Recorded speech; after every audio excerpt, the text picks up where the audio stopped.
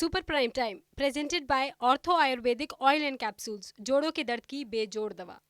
Super prime time में आपका स्वागत है। आपके साथ मैं हूं सुमेरा खान। अगले 1 घंटे तक हम आपको दिखाएंगे देश दुनिया की तमाम बड़ी और अहम खबरें, वर्ल्ड ब्रेकिंग न्यूज और एक्सक्लूसिव न्यूज स्टोरी। शुरुआत करते हैं एक बड़ी खबर के साथ। तालिबान में सत्ता संघर्ष को लेकर सनसनीखेज दावा किया जा रहा है। तालिबानी नेताओं के बीच खौफनाक मोड़ पर पहुंच चुकी है गुटबाजी, ये बताया जा रहा है। तालिबानी गुटों में मतभेद से अफगानिस्तान में युद्ध हो सकता है।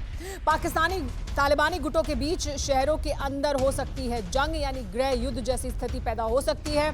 तालिबान के जो अलग अलग गुट हैं उनके बीच तनाव इस हद तक आगे बढ़ चुका है कि जंग जैसी नौबत आ सकती है। स्थिति इतनी विकराल हो चुकी है अफगानिस्तान में। सत्ता संघर्ष को लेकर यह सनसनीखेज दावा किया जा रहा है कि किस तरह से अलग अलग गुट तालिबान के एक दूसरे के साथ भिड़ रहे हैं।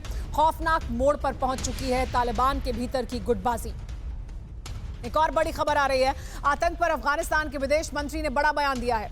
अफगानी जमीन का इस्तेमाल आतंक के लिए नहीं होने देंगे। एक बार फिर तालिबान की तरफ से बताया गया है कि अफगानी जमीन का इस्तेमाल आतंक के लिए नहीं होने देंगे, दावा किया जा रहा है। लेकिन 2 दशक बाद अफगानिस्तान में तालिबान राज लौटा, सरकार बनी। पाकिस्तान हक्कानी नेटवर्क के जरिए इस सरकार में शामिल हो गया और फिर इस सरकार को मान्यता दिलाने के लिए जद्दोजहद शुरू हो गई, जिसमें चीन ने अपने हितों की बुनियाद पर मान्यता दे दी। लेकिन रूस ने अपने रुख पर यू टर्न ले लिया। आखिर ऐसा क्यों? क्या भारत ने इसमें कोई भूमिका निभाई है या रूस ने चेचनिया के विद्रोही संकट में भविष्य के दर्शन कर लिए हैं? इन तमाम सवालों का जवाब इस रिपोर्ट में देखिए। साथ ही ये भी जानिए कि भारत और रूस आतंक के खिलाफ मोर्चे पर कितने सतर्क हैं। रूस के आसमान पर बारूदी धुआं, 17 दोस्त देशों का दम, आग की बारिश, टारगेट दुश्मन और विध्वंस कर रहे हैं भारत के विनाशकारी बम।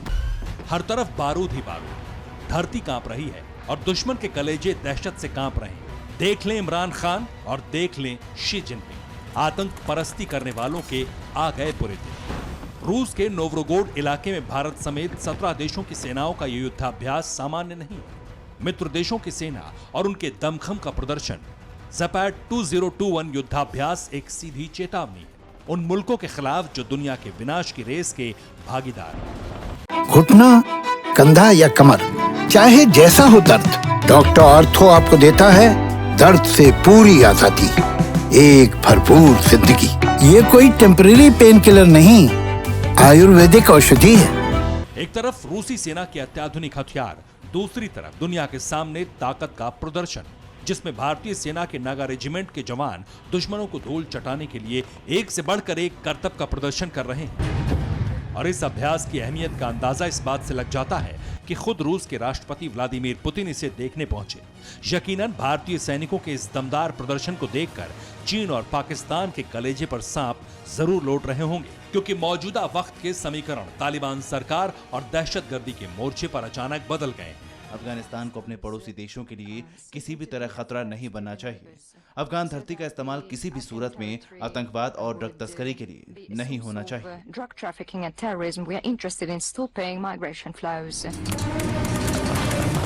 9 सितंबर को ब्रिक्स के सम्मेलन में रूस के राष्ट्रपति व्लादिमीर पुतिन ने इशारों इशारों में जो कहा वो इस युद्धाभ्यास के पीछे का मकसद बताने के लिए काफी है। और भारतीय सेना के साहसिक करतबों का मकसद क्या है, ये भी उसी ब्रिक्स सम्मेलन में भारत की नीयत जाहिर होने से साफ हो गया।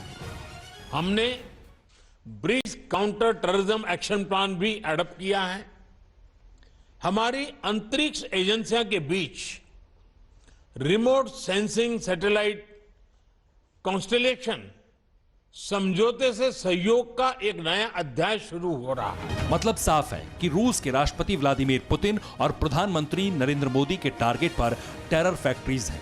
अब ये मकसद कामयाबी के किस स्तर पर है, ये भी हम आपको बताएंगे। लेकिन इसके पहले ये समझ लीजिए कि चीन और पाकिस्तान की तरह जिस रूस का रुख अमेरिका के विरोध में धीरे धीरे अफगान की तरफ हुआ, तालिबान को मान्यता देने तक झुकाव भी दिखाया। उसके रुख में अचानक ये बदलाव हुआ कैसे? आखिर रूस ने 17 मित्र देशों के जमावड़े के साथ पाकिस्तान और चीन को इतना विध्वंसक संदेश क्यों दिया? भारत रूस new alliance, terror the end file sign. Modi Putin पहल करेंगे, आतंक की कमर तोड़ेंगे। तालिबान पर प्लान तैयार, आतंक परस्त मुल्क लाचार, छाएगा सुकून, मिलेगा चैन, नई रणनीति, आतंकी बेचैन। रूस के इस रुख के पीछे अमेरिका से पारंपरिक अदावत का मोर्चा है।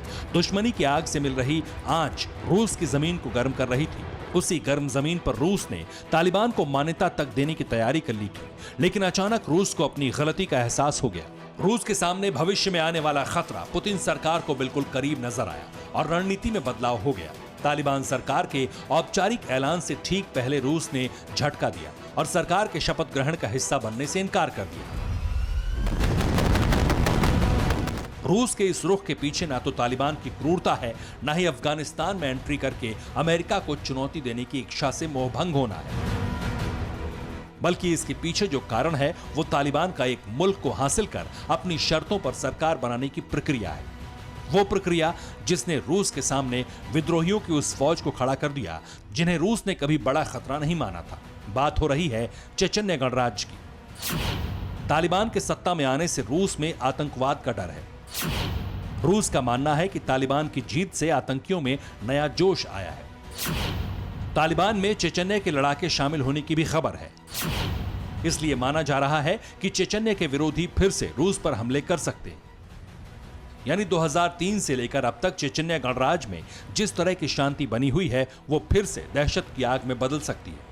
इसलिए रूस ने अमेरिका से अदावत में जिस बिंदु पर तालिबान की तरफ पहले झुकाव दिखाया वहां से अब यू टर्न ले लिया है, क्योंकि रूस को अतीत से मिला अनुभव बताता है कि किसी भी चुनौती को छोटा नहीं आंका जा सकता, और खासकर आतंक के मोर्चे पर तो कतई नहीं।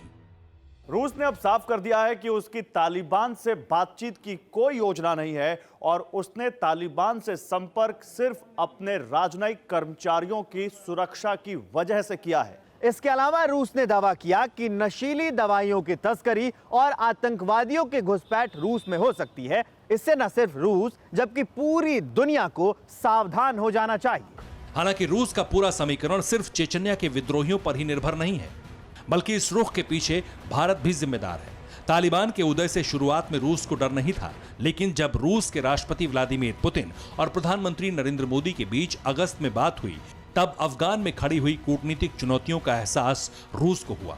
करीब 1 महीने पहले व्लादिमीर पुतिन से करीब 45 मिनट तक हुई चर्चा के बाद तालिबान को लेकर रूस के रुख में बदलाव महसूस किया जाने लगा था। माना जाता है कि अफगान के हालात पर भारत ने रूस का रुख बदला। तालिबान सरकार में आतंकवाद के खतरे पर चेताया। रूसी एनएसए सितंबर के दूसरे हफ्ते में भारत दौरे पर आए। भारतीय एनएसए से अफगानिस्तान के मुद्दे पर चर्चा हुई और अब रूस भारत आगे भी द्विपक्षीय संवाद जारी रखेंगे। दावा किया जा रहा है कि अब रूस और भारत मिलकर आतंकवाद के खिलाफ निर्णायक लड़ाई भी छेड़ सकते हैं, जिसके घेरे में हर वो आतंकी संगठन और आतंकवाद को बढ़ावा देने वाली सरकारें शामिल होंगी जो इंसानियत के लिए खतरा हैं। सूत्रों के मुताबिक इस विषय पर चर्चा भारतीय एनएसए अजीत डोभाल और रूसी एनएसए जनरल निकोलाय पेत्रुशेव की मुलाकात में हो चुकी है। इसलिए रूस की भूमिका भी बदल गई है और भारत की स्थिति भी। रूस और भारत तालिबान पर नजर बनाए हुए हैं। आईएसआईएस अलकायदा के आतंकी भी टारगेट पर हैं। जैश ए मोहम्मद और लश्कर की हरकतों पर भी नजर है और रूस खासतौर पर चेचन्य को लेकर सतर्क है। इन बदले हुए समीकरणों का अंदाजा इस खबर से लगता है कि जो रूस अमेरिका के अफगानिस्तान छोड़ने के बाद खुश था, वो रूस अब भविष्य के संकट से डरा हुआ है। और सूत्रों के हवाले से इससे भी बड़ा खुलासा यह है कि रूस अब तालिबान के खिलाफ एक्शन प्लान में शामिल बताया जा रहा है। तालिबान को रूस से मान्यता नहीं मिलेगी, ये तो साफ हो चुका है, लेकिन अब दावा किया जा रहा है कि रूस तालिबान से लड़ने के लिए विद्रोहियों को हथियार दे रहा है। सूत्रों के हवाले से खबर मिल रही है कि पंजशीर की लड़ाई में रूस ने पहले एनआरएफ की मदद की और अब ताजिकिस्तान को भी हथियारों की सप्लाई कर रहा है। अफगानिस्तान पर तालिबान के कब्जे के बाद भारत का दोस्त ताजिकिस्तान अपने तेवर लगातार सख्त करता जा रहा है। तालिबान ने अपनी नई अंतरिम सरकार में अल्पसंख्यकों को सिर्फ 3% की हिस्सेदारी दी है। इससे ताजिकिस्तान भी काफी नाराज है और इस नाराजगी को विध्वंसक बनाने के लिए रूस ने मदद भेजनी भी शुरू कर दी है। दावे के तहत ताजिकिस्तान सेना के साथ रूस युद्धाभ्यास कर चुका है और अब रूस ने ताजिकिस्तान को 30 नए टैंक देने का वादा किया है। खबर यह भी है कि रूस कई अत्याधुनिक हथियार ताजिकिस्तान भेज चुका है। चेचन्या के संकट को देखते हुए रूस का रुख पूरी तरह बदल चुका है और भारत के साथ पारंपरिक दोस्ती के मोर्चे पर रूस ने आतंकवाद के खिलाफ जिस सहयोगी का चुनाव किया वो भारत ही है। इसलिए जो युद्धाभ्यास रूस में हुआ वो सामान्य नहीं, उस पर तालिबान को खुला समर्थन देने वाले पाकिस्तान और चीन टकटकी लगाए बैठे हैं, क्योंकि रूस में जारी ज़पैड 2021 एक्सरसाइज का मकसद है आतंकवाद का खात्मा। Bureau report, TV9 Bharatvarsh. Panjshir में बारूद बरस रहा है, रॉकेट लॉन्चर आग उगल रहे हैं, गोलियों की तड़तड़ाहट से पूरा इलाका थर्रा रहा है। हालांकि तालिबान ने दावा किया है कि पंजशीर उसने जीत लिया, तो वहीं दूसरी तरफ रेजिस्टेंस फोर्स ये दावा कर रही है कि 60% से ज्यादा पंजशीर उसके पास है। ऐसे में पंजशीर पर सस्पेंस बरकरार है। लेकिन इसी बीच पंजशीर से कुछ ऐसी तस्वीरें सामने आई हैं जिसे देखना सिर्फ नॉर्दर्न अलायंस ने नहीं बल्कि पूरी दुनिया में खलबली मच गई है। तस्वीरों को लेकर दावा यह किया जा रहा है कि पहाड़ों के बीच एक खुफिया ठिकाने में तालिबान को बारूदी खजाना मिला है। आखिर कैसे तालिबान के हाथ लगा पंजशीर घाटी का डेडली डिपो, देखिए इस रिपोर्ट में। अब तालिबान पहले से ज्यादा खूंखार और विध्वंसक हो जाएगा। अब तालिबान के नाम से उसके पड़ोसी देश थर्राएंगे। अब तक जो तालिबान बम बंदूकों से लड़ता था, वही तालिबान विनाशकारी हथियारों से कोहराम मचा सकता है, क्योंकि जिस डेडली वेपन के प्रहार से एक शहर क्या एक देश को तबाह किया जा सकता है, जिसके दम पर बड़े से बड़ा युद्ध लड़ा जा सकता है, उसी विनाशकारी हथियार के डिपो पर तालिबान का कब्जा हो चुका है, वो भी अफगानिस्तान के पंजशीर में मौजूद एक खुफिया ठिकाने पर। भले ही पंजशीर घाटी में तालिबानी हुकूमत का आगाज ना हुआ हो, मगर पंजशीर घाटी में तालिबानी लड़ाकों के हाथ जो बारूदी खजाना लगा है, उसे देखकर हर कोई डर गया है। जी हां, तालिबान के एक नेता ने सोशल मीडिया पर 1 मिनट 39 सेकंड का वीडियो रिलीज किया है। इस वीडियो को लेकर दावा किया गया है कि पंजशीर घाटी के एक इलाके में बैलिस्टिक मिसाइलों का जखीरा मिला है। इन बैलिस्टिक मिसाइलों के जरिए सतह से सतह पर हमला किया जा सकता है। कुछ बैलिस्टिक मिसाइल्स ऐसी भी हैं जो लंबी दूरी तक मार कर सकती हैं। इसके अलावा शॉर्ट रेंज में मार करने वाली मिसाइल भी तालिबान को मिली है। तस्वीरों में ये साफ दिख रहा है कि दर्जनों मिसाइलें पहाड़ी इलाकों के बीच किसी सुनसान ठिकाने पर रखी हुई हैं। तालिबानी लड़ाके मिसाइलों के आसपास खड़े दिख रहे हैं, जबकि कुछ मिसाइल के जखीरे का वीडियो बना रहे हैं। पंजशीर में तालिबान को बैलिस्टिक मिसाइलों का अड्डा मिला है। घुटना, कंधा या कमर, चाहे जैसा हो दर्द, डॉक्टर ऑर्थो आपको देता है दर्द से पूरी आजादी, एक भरपूर जिंदगी। ये कोई टेम्परेरी पेन किलर नहीं, आयुर्वेदिक औषधि है। उनमें से कुछ मिसाइलें तो जर्जर हो चुकी हैं, मगर दावा है कि अभी भी दर्जनों मिसाइलें ऐसी हैं जिससे किसी भी टारगेट को निशाना बनाया जा सकता है। इसके अलावा तालिबान को मिसाइल लॉन्चर भी मिले हैं, जिसकी मदद से मिसाइल्स को दागा जाता है।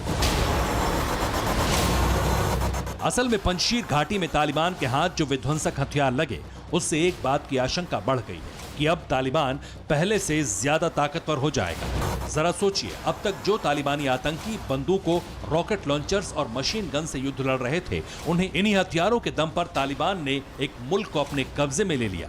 मगर अब तो तालिबान के बारूदी जखीरे में विनाशकारी हथियार आ चुका है, जो पलक झपकते ही कई किलोमीटर के दायरे में बारूदी कोहराम मचा सकता है। तो सोचिए, इस विस्फोटक हथियार के साथ तालिबान क्या क्या कर सकता है।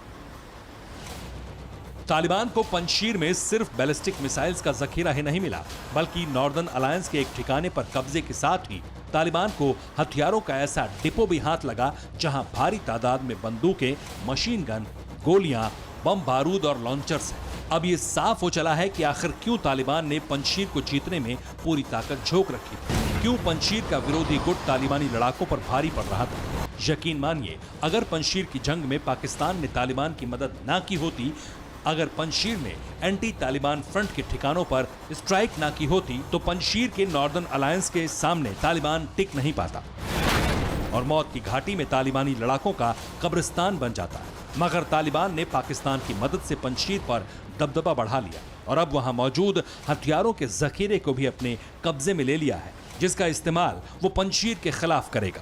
Bureau report, TV9 Bharatvarsh. सितंबर का महीना चीन पर बड़ा भारी पड़ने वाला है, क्योंकि नरेंद्र मोदी 22 सितंबर से मिशन चीन पाकिस्तान पर है और इस मिशन को अंजाम दिया जाएगा सुपर पावर की धरती से। मोदी 7वीं बार अमेरिका के दौरे पर हैं।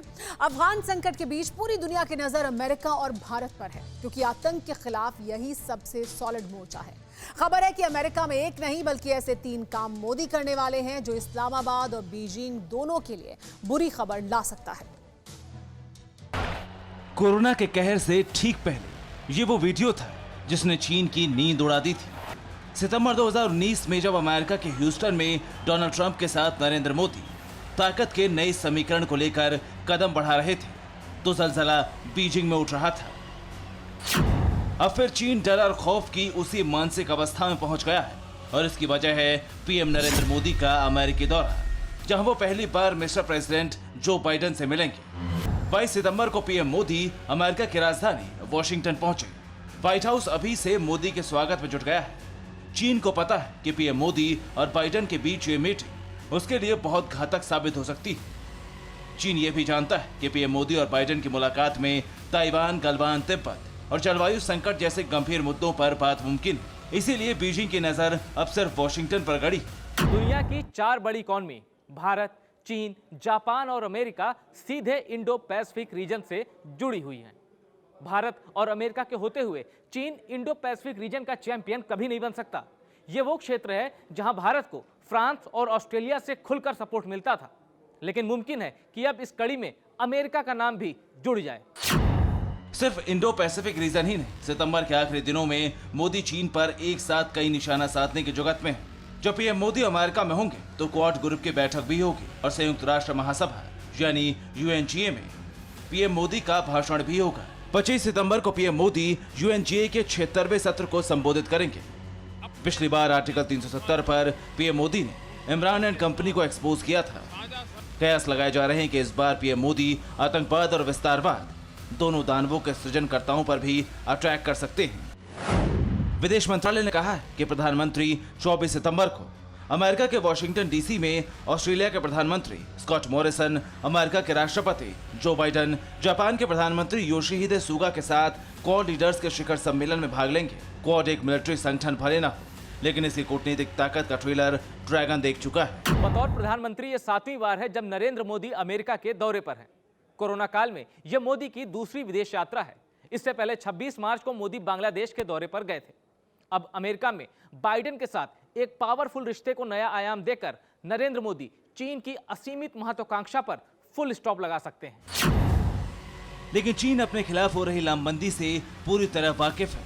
जिनपिंग और उसके कमांडर जानते हैं कि अमेरिका और इंडिया का डेडली कॉम्बिनेशन उनके वजूद के लिए चैलेंज है। इसीलिए चीन ने अमेरिका के चौखट के करीब एक दुस्साहस कर दिया। अमेरिकी राज्य अलास्का के पास एक द्वीप है, एलियूटियान। यहाँ अमेरिका का एक्सक्लूसिव इकोनॉमी जोन है और यहीं पर चीन ने अपने 4 युद्धपोत भेज दिए। 29-30 अगस्त को ली गई सैटेलाइट तस्वीरों को देखकर ये लगता है कि जो अमेरिका साउथ चाइना सी में कर रहा है, वही अब चीन सोया स्ट्रेट में लगे इलाकों में करने के हसरत पाले हुए है। जापान के सैन्य अधिकारियों ने भी माना है कि उन्होंने 24 अगस्त को टाइप 055 डिस्ट्रॉयर के दस्ते के साथ पीएलए की नेवी अलास्का की तरफ बढ़ती देखी। चीन अभी सिर्फ माइंड गेम के सहारे वो ना तो भारत के खिलाफ सीधी जंग छेड़ सकता है और ना अमेरिका के खिलाफ। उल्टा भारत अमेरिका मिलकर बगैर एक गोली चलाए चीन को चोट दे सकते हैं, आर्थिक झटका दे सकते हैं। पैसे के दम पर विस्तारवाद के महल में ईंट बढ़ाने वाला चीन जब पैसे की चोट खाएगा तो घुटनों पर आ जाएगा। Bureau report, TVN Bharatvarsh. जिस चेहरे ने दुनिया को ये यकीन दिलाया कि अब तालिबान बदल चुका है, उसकी सोच, उसके काम करने का तरीका भी बिल्कुल नया है। आज की तारीख में तालिबान के उसी नेता का पत्ता कट चुका है। दावा किया जा रहा है कि तालिबानी हुकूमत में वो हाशिए पर जा चुका है। हम बात कर रहे हैं तालिबान के को फाउंडर और मौजूदा डिप्टी प्रधानमंत्री मुल्ला बरादर की। तालिबान 2.0 में मुल्ला बरादर को बड़ा ओहदा दिया गया है। बावजूद इसके कई दिनों से मुल्ला बरादर गायब है। इस बीच बरादर को लेकर एक बड़े अंग्रेजी अखबार ने दावा किया है मुल्ला बरादर मिसिंग नहीं, तालिबान की मौजूदा लीडरशिप से नाराज है। बरादर की ये नाराजगी कैसे तालिबान के लिए सबसे बड़ा संकट बन सकती है, देखिए इस रिपोर्ट में। अफगानिस्तान में तालिबान सरकार का गठन तो हो चुका है, मगर तालिबान का सबसे बड़ा चेहरा अब भी मिसिंग है। नाम है मुल्ला अब्दुल गनी बरादर। आखिर मुल्ला बरादर कहाँ है? क्यों वो तालिबान की हर मीटिंग, हर कॉन्फ्रेंस से गायब है? फिलहाल इस पर सस्पेंस बना हुआ है। मगर इसी बीच एक अंग्रेजी अखबार ने अपनी रिपोर्ट में दावा किया है कि सरकार के गठन में अपनी अनदेखी किए जाने से मुल्ला बरादर नाराज है। तालिबानी सरकार में आईएसआई और हक्कानी के दखलंदाजी पर भी उसे ऐतराज था। इसी बात को लेकर हक्कानी गुट और मुल्ला बरादर गुट में झगड़ा हुआ। आपको बता दें कि अंग्रेजी अखबार ने मुल्ला बरादर की मिसिंग हिस्ट्री को लेकर जो खुलासा किया, उसका इनपुट दोहा और काबुल में बैठे तालिबानी सोर्स ने ही प्रोवाइड किया। इन्हीं खुफिया सूत्रों के इनपुट पर अंग्रेजी अखबार ने दावा किया कि मुल्ला बरादर नाराज है। लेकिन सवाल ये है कि हक्कानी नेटवर्क और मुल्ला बरादर के बीच ऐसा क्या हुआ जिसके चलते दोनों एक दूसरे के खिलाफ खड़े हो गए। आखिर क्यों मुल्ला बरादर आईएसआई और पाकिस्तान के दखलंदाजी तालिबानी हुकूमत में नहीं चाहता था, ये आपको बताएंगे। लेकिन उससे पहले मुल्ला बरादर के इस बयान को सुनिए। तालिबान बदला हो या नहीं, लेकिन मुल्ला बरादर का अंदाज बदल चुका था। अपने डिप्लोमेटिक अंदाज के चलते ही बीते कुछ सालों में मुल्ला अब्दुल गनी बरादर तालिबान का बड़ा चेहरा बन चुका था, क्योंकि तालिबानी जमात में होने के बावजूद मुल्ला बरादर शांति की बात करता था और पाकिस्तान शांति का सबसे बड़ा दुश्मन है। इसीलिए जब मुल्ला बरादर के सुप्रीम लीडर बनने की बात हो रही थी, तभी बाजवा ने अपने शागिर्द फैज हमीद को काबुल रवाना कर दिया। पाकिस्तानी खुफिया एजेंसी आईएसआई के चीफ फैज हमीद 4 दिन तक काबुल में रहे। फैज हमीद के इशारे पर ही पाकिस्तान की फौज ने पंजशीर में हमला किया। पाकिस्तान की मदद से ही तालिबान पंजशीर पर कब्जा करने में कामयाब रहा। इसी एहसान के बदले पाकिस्तान ने अपने आतंकी गुट हक्कानी नेटवर्क तालिबान सरकार में अहम पदों पर काबिज करवा दिया, क्योंकि हक्कानी नेटवर्क के आतंकियों को पाकिस्तान ने ही तैयार किया है। दुनिया के हर आतंकी की तरह ही हक्कानी नेटवर्क की पनाहगाह पाकिस्तान में है। इसलिए सिराजुद्दीन हक्कानी से लेकर अनस हक्कानी तक को तालिबान ने बड़े ओहदों पर बिठाया। बस इसी बात से मुल्ला बरादर का माथा ठनक गया और वो काबुल से कांधार चला गया। मगर आपको बता दें कि मुल्ला बरादर का इस तरह रूठना, इस तरह तालिबानी हुकूमत का बाइकआउट करना तालिबान के लिए खतरे की घंटी बजा सकता है, क्योंकि पूरी दुनिया ये जानती है कि बरादर ही वो चेहरा है जिसने तालिबान का पॉलिटिकल ढांचा तैयार किया। नहीं तो अब तक तालिबान को दुनिया एक आतंकी संगठन ही मान रही थी, मगर बरादर ने दुनिया के तमाम मुल्कों से बात की तालिबान की मान्यता को लेकर, आर्थिक मदद को लेकर, ताकि तालिबान आसानी से अफगान में सत्ता चला सके। लेकिन जिस तरीके से तालिबानी कैबिनेट में मुल्ला बरादर की अनदेखी हुई, ऐसे में इसका खामियाजा भी तालिबान को ही भुगतना पड़ेगा। Bureau report, TVN Bharatvarsh. Taliban की लाख कोशिशों के बावजूद अफगानिस्तान के लोग उसे कबूल करने को राजी नहीं हैं। अफगानी तालिबान का कुछ बिगाड़ नहीं सकते, इसलिए खुद ही देश से बाहर जाने की कोशिश कर रहे हैं। काबुल एयरपोर्ट पर जमा भीड़ को पूरी दुनिया ने देखा, लेकिन अभी भी हालात वैसे ही हैं। अब देश छोड़ने वालों की भीड़ पाकिस्तान, ईरान और ताजिकिस्तान जैसे देशों की सीमा पर शिफ्ट हो गई है। सैटेलाइट से ली गई तस्वीरों से भी पाकिस्तान के बॉर्डर पर अफगानिस्तान के लोगों की भारी भीड़ नजर आ रही है। घुटना, कंधा या कमर, चाहे जैसा हो दर्द, डॉक्टर ऑर्थो आपको देता है दर्द से पूरी आजादी, एक भरपूर जिंदगी। ये कोई टेम्परेरी पेन किलर नहीं, आयुर्वेदिक औषधि है। अपनी जमीन से किसे मोहब्बत नहीं होती, अपने घर से किसका मोह नहीं होता, भला कौन पराये लोगों के बीच खुश रह सकता है। लेकिन अफगानियों की किस्मत 15 अगस्त से ऐसी बदली कि वो सब कुछ कुर्बान करने को तैयार है। नमन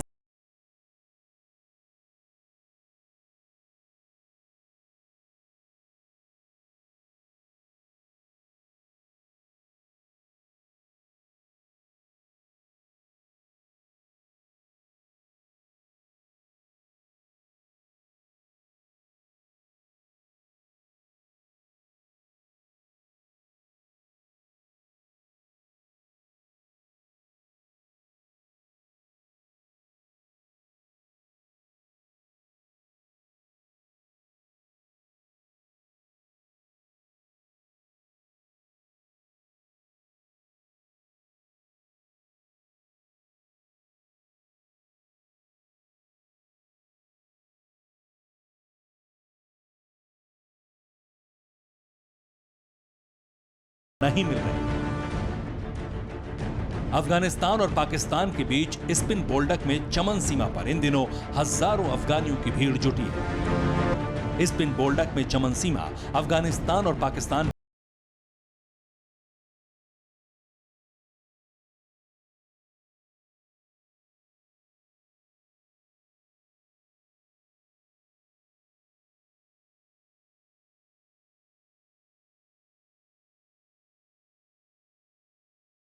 यहां कड़ा पहरा बिठा दिया था।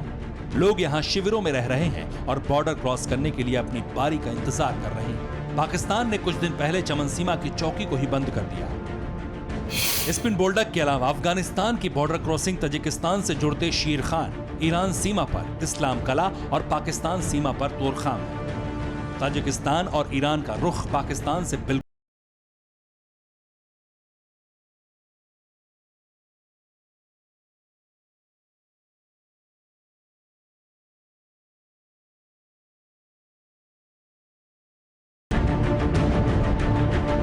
वजह रूस की दखल है।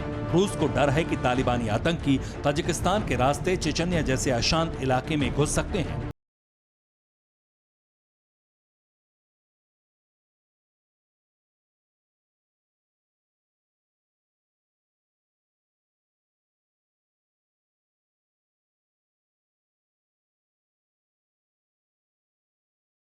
सीमा पर भी अफगानिस्तान के लोगों की भीड़ बढ़ने लगी। अफगानिस्तान के लोगों से ताजिक सैनिक पूछताछ कर रहे हैं। अफगानिस्तान के लोग रेगिस्तान और पहाड़ों के रास्ते ईरान की सीमा में भी दाखिल हो रहे हैं। ईरान अफगानिस्तान के बीच 900 किलोमीटर लंबा बॉर्डर है। देश में अभी भी 35 लाख अफगान शरणार्थी रहते हैं।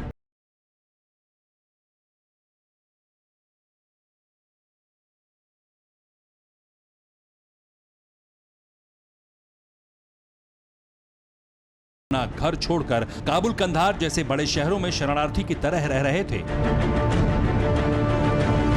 अब देश छोड़कर जाने की कोशिश करने वालों का आंकड़ा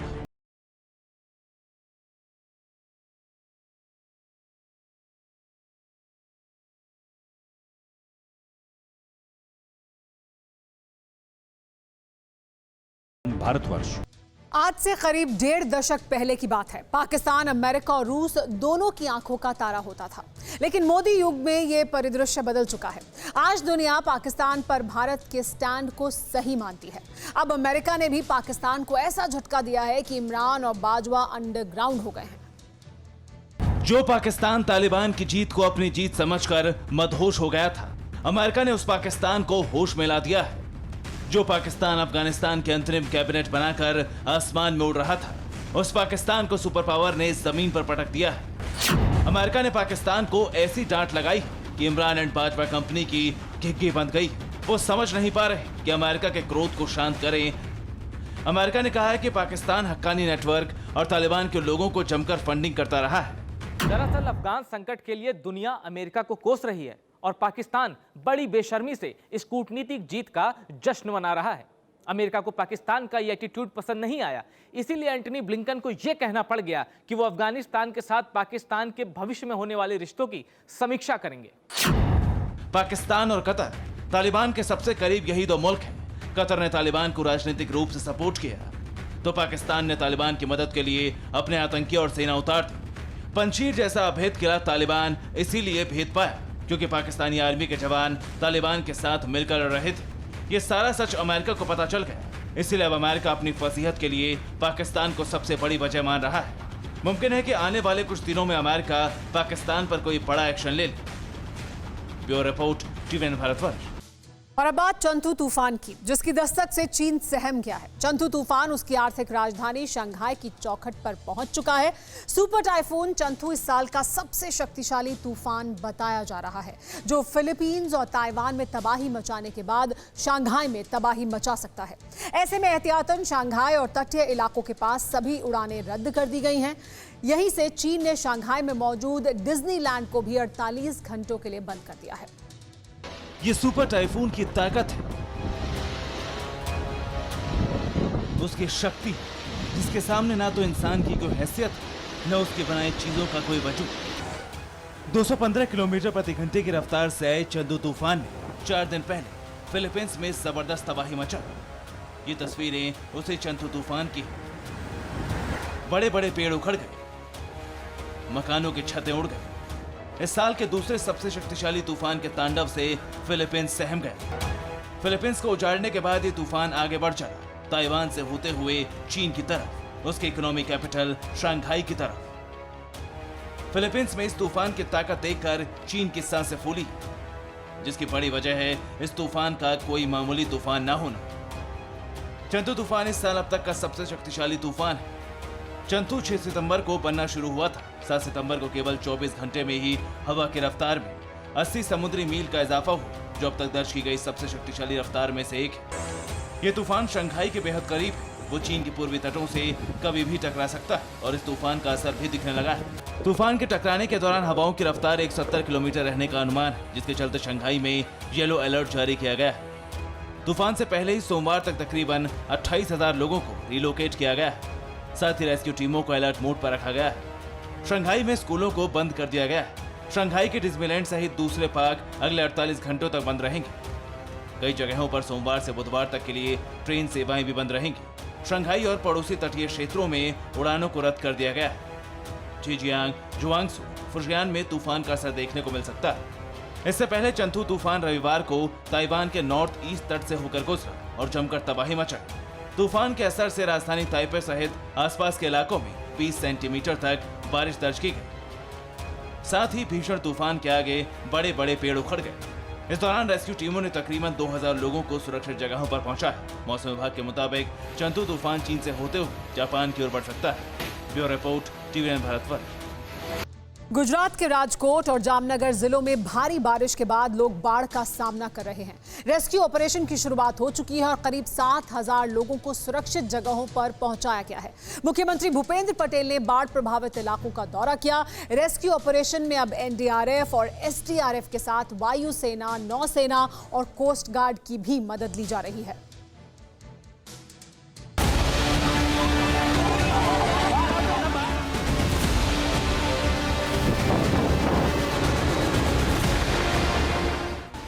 गुजरात में बारिश का प्रहार, कई जिलों में बाढ़ से हाहाकार। सैलाब में डूबी सड़कें और मकान, लाखों लोगों की मुश्किल में जान। कई गांवों का कटा कनेक्शन, वायुसेना, नौसेना का ऑपरेशन। कहीं NDRF के जवान जुटे हैं, कहीं वायुसेना का हेलीकॉप्टर मदद कर रहा है। गुजरात से आने वाली हर तस्वीर बेहद डरावनी है। लाखों लोगों की जिंदगी अचानक मुश्किलों में घिर चुकी है। गुजरात के जामनगर, राजकोट और जूनागढ़ में भारी बारिश के बाद नदियां, बांध हर जगह ओवरफ्लो हो रहे हैं। नदियों का पानी इलाकों को डुबो चुका है। गुजरात के मुख्यमंत्री भूपेंद्र पटेल ने खुद मोर्चा संभाला है और बाढ़ प्रभावित इलाकों का दौरा करने के बाद रेस्क्यू ऑपरेशन की मॉनिटरिंग भी कर रहे हैं। सैलाब से सबसे ज्यादा प्रभावित होने वाले इलाकों में राजकोट, जूनागढ़ और जामनगर है। अब बारिश थम चुकी है, लेकिन TV9 भारतवर्ष की टीम जामनगर के रास्ते पर बढ़ी तो हर जगह बाढ़ की विनाश लीला नजर आने लगी। सड़कों की हालत बता रही थी कि यहां से कुछ ही देर पहले हाहाकारी लहरें गुजरी हैं। कई जगह से सड़क गायब हो चुकी थी। हाईवे टुकड़ों में बंटा दिख रहा था। गुजरात के सौराष्ट्र इलाके में बीते 3 दिनों से लगातार हो रही बारिश ने जमकर तबाही मचाई है और इस वक्त हम सौराष्ट्र के जामनगर के आलिया गांव में मौजूद हैं, जहां पर बारिश तो रुक गई है, तबाही के निशान बारिश अपने पीछे छोड़ गई है और उन्हीं निशान को आप तक पहुंचाने की कोशिश कर रहे हैं। हम इस वक्त रूपारेल नदी के तट पर मौजूद हैं, जहां पर बारिश का पानी जब अपने पूरे बहाव में था तो पूरे गांव के ऊपर से पानी गुजर रहा था और पानी के रास्ते में जो जो आया पानी उसको अपने साथ बहा ले गया। उन्हीं तस्वीरों को आप तक पहुंचाने की कोशिश कर रहे हैं। इस वक्त हम जामनगर के आलिया गांव में मौजूद हैं और इस वक्त आप ये जो मेरे दाहिने हाथ में नदी देख रहे हैं, इसे रूपारेल नदी कहते हैं और ये इस इलाके की लाइफलाइन कही जाती है। सैलाब तो जा चुका है, लेकिन इस इलाके के लोगों का करीब 1 साल का राशन खराब हो चुका है। लोगों ने गीले और खराब राशन को नदी किनारे फेंक दिया। हर जगह यहां अनाज का ढेर नजर आ रहा है। जो अनाज रखा था वो पूरी तरह से पानी से भीग चुका है, सड़ चुका है और वो अनाज अब नदी में लोग ला के डाल दे रहे हैं। और ये देखिए, यहां से लेके जेसीबी उस खराब अनाज को इस वक्त अब इस नदी में डाल रही है। और दूसरी मैं एक तस्वीर दिखाऊंगा, मैं अपने कैमरा पर्सन विजय पंडित से कहूंगा कि पीछे वो जो तमाम बोरे आपको नजर आ रहे हैं, यहां से लेकर उस पिछली जेसीबी तक आपको बोरे ही बोरे नजर आ रहे हैं। इसमें चावल है, इसमें गेहूं है, इसमें मक्का है, इसमें चना है, इसमें वो फसल की तमाम चीजें हैं, सरसों है, जो किसान आमतौर पर अपने घरों में रखता है। लेकिन उसे जरा सा भी अंदाजा नहीं था कि आज तक पिछले 100 सालों में जो नहीं हुआ वो यहाँ कुछ ऐसा हो जाएगा जो उनकी जिंदगी भर की कमाई, या यूं कहें घर टूट गया, घर के नीचे की मिट्टी बह गई, पेड़ गिर गए, पोल गिर गए, घर में रखा अनाज पानी से भीगने की वजह से सड़ गया। अब ये अनाज ना वो जानवरों को खिला सकते हैं, ना ये अनाज वो खुद खा सकते हैं, इसलिए मजबूरन इसको नदी के किनारे लाकर डाल दिया जा रहा है। सैलाब ने सबसे ज्यादा नुकसान किसानों का किया। उनके पास अब ना तो बेचने के लिए अनाज है और ना खाने के लिए। अभी तक मेरे दादा की 19 की उम्र है, वो बता रहे हैं कि मैंने कभी ऐसी बाढ़ नहीं देखी है। 100 ये पूरे 100 साल में पहली बार ऐसी बाढ़ है और यहाँ भयानक नुकसान है। जिन सबके घर में राशन नहीं, राशन तो वहीं पे है लेकिन उसके पहनने के लिए कपड़े भी नहीं है, और जो खेडूत लोग हैं उसको भी पूरा नुकसान हुआ है। 5 से 10 मिनट टाइम नहीं दिया, लोगों ने जान बचा के भागे हैं और इतना नुकसान हुआ है। फ्रिज, कूलर, सामान, जो भी सामान है, पैसा है, सोना चांदी है, या कितने लोगों का तो घर टूट चुका है। आप शिव मंदिर जाके देखिएगा, वहाँ के आसपास पूरा इलाका ऐसे बह गया है। बहुत ज्यादा बारिश हो गई, सुबह अचानक पानी आ गया। सुबह कितने बजे की बात है ये? 6 बजे। अच्छा, करीब 6 बजे। उस वक्त आप लोग क्या कर रहे थे? आमतौर पर गांव वाले क्या करते हैं? सबको कोई मौका ही नहीं मिला, कोई क्या करे, अचानक क्या करे, कोई कुछ कर नहीं पाया। अचानक बारिश आ गई, अपनी अपनी जान बचाने लगे, बाकी खाना पीना सब, कपड़े सब चले गए। कई इलाकों में बिजली गुल है और खंभे उखड़ चुके हैं। रेस्क्यू ऑपरेशन के बावजूद गुजरात में कई जगह हालात सामान्य होने में अभी कई महीने लग सकते हैं।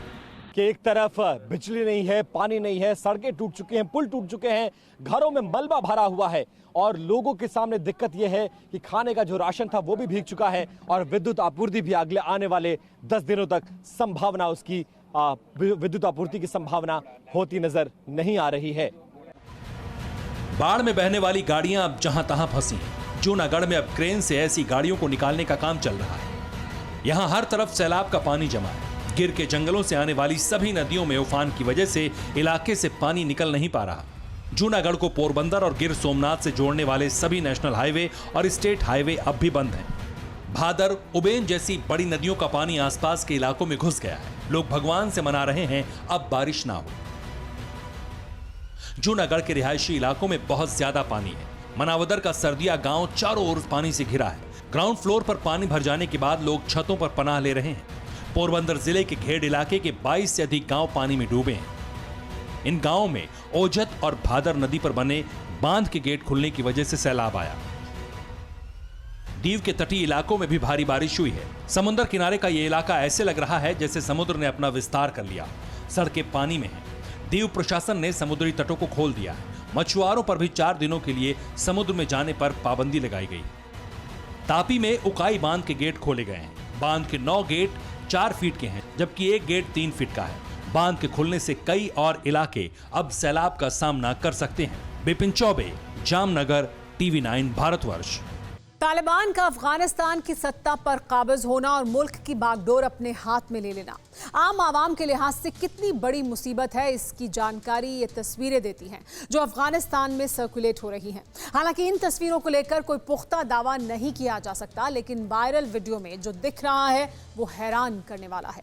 और अगर इस पर भरोसा किया जाए तो तालिबान का कहर किस तरह से लोगों पर बरप रहा है, आप भी देखिए। औरतों को हकूक से महरूम रखने वाली तालिबान सरकार और महिलाओं के लिए जहन्नुम बना मुल्क अफगानिस्तान। सड़क पर अकेली औरत का चलना मुहाल है। कदम कदम पर दहशत का फैला जाल है। गांव हो या शहर, रास्ते हो या घर, तालिबानी टॉर्चर के निशान इंसानियत को भी झकझोर रहे हैं। शरिया को मुल्क चलाने की बुनियाद बनाने वाले तालिबान ने इंसानियत के खिलाफ एक नर्क खड़ा कर दिया।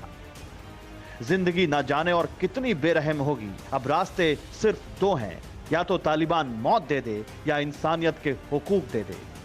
अफगानिस्तान से आई कई तस्वीरें इस वक्त पूरी दुनिया में वायरल हैं, और आप इस वक्त जिन तस्वीरों को देख रहे हैं वो उन तमाम तस्वीरों का प्रतिनिधित्व करती है। हालांकि इन तस्वीरों को लेकर कोई पुख्ता दावा नहीं किया जा सकता, लेकिन जो दिख रहा है उससे नजरें भी नहीं फेरी जा सकती।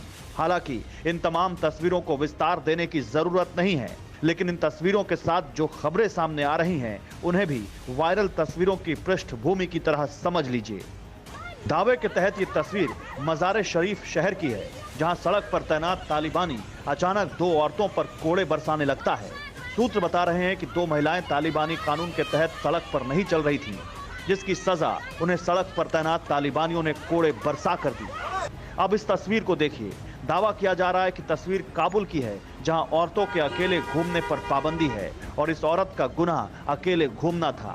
इसलिए सड़क पर तैनात तालिबानी तुरंत सजा देने पहुंच गया।